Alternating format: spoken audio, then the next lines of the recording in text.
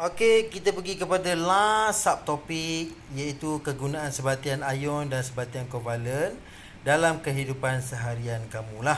Sebenarnya kedua-dua sebatian ni wujud dalam kehidupan kita. Sentiasa hari-hari kita pakai, cuma kita je tak perasan kan, ataupun kita tak belajar lah mengenainya.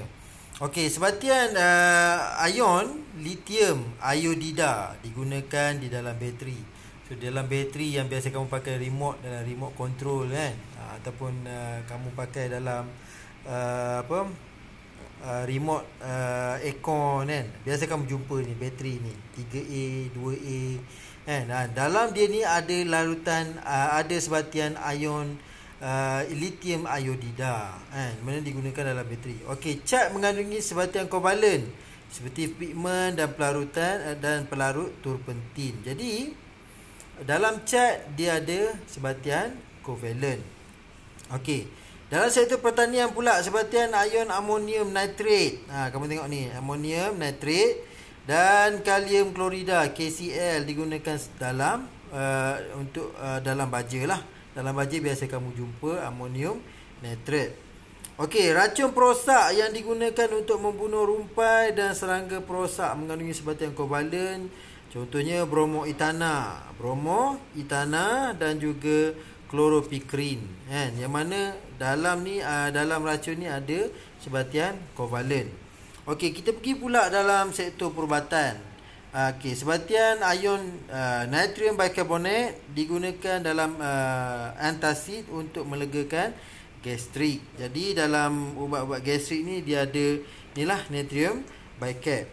Okey, Paracetamol sebenarnya dia mengandungi dia mengandungi sebatian kovalen yang digunakan untuk merawat sakit seperti demam dan juga keradangan. Jadi kalau kamu tengok ni molekul macam ni kan, mana ini kita tahu ini adalah kovalen lah kan. Okey, kegunaan dalam rumah pula, deterjen mengandungi sebatian ion natrium klorat. Natrium klorat yang digunakan untuk kerja pembersihan rumah. Okey, manakala glycerol merupakan sebatian kovalen yang ditambah ke dalam produk penjagaan kulit untuk melembabkan kulit dan membantu mencegah kulit kering.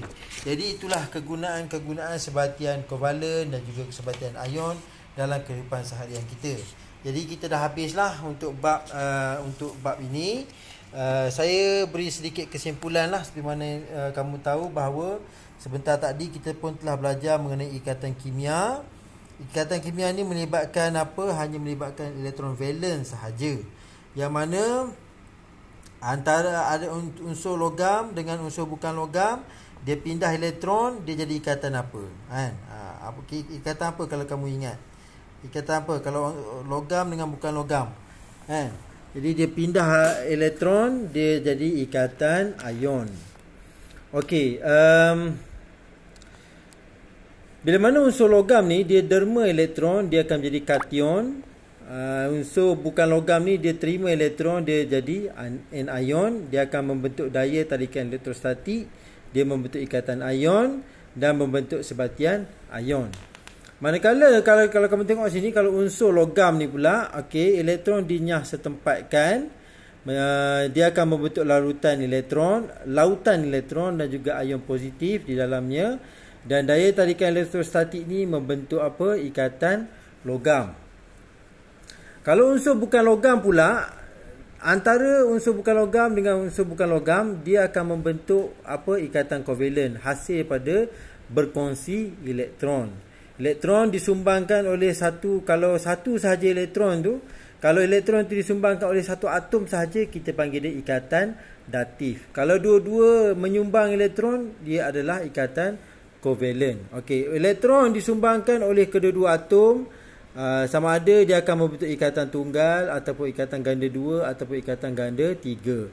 Jadi membentuk sebatian kovalen. Jadi sebatian kovalen ni sama ada dia molekul gergasi ataupun molekul ringkas sahaja.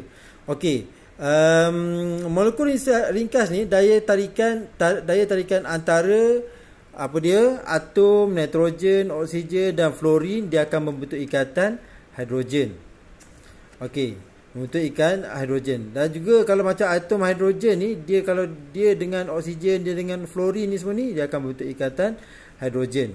Okey, daya tarikan antara molekul. Okey, molekul-molekul tu macam contohnya molekul oksigen dengan molekul oksigen, kan? Dia menarik, ataupun molekul karbon dioksida dengan molekul karbon dioksida itu sendiri.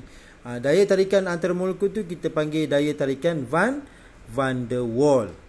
Okey. Jadi inilah yang kita pelajari daripada pagi tadi sampailah ke petang ni. Just bukan siapa, saya nak buat secara cepatlah untuk kita habiskan bab ni. Saya minta sangat pada kamu agar sama-sama nanti kita membuat soalan, dan saya harapkan kamu dapat luangkan masa untuk banyakkan membaca. Sebab apa? Sebab bab ikatan ni sebenarnya senang sangat, tak susah pun.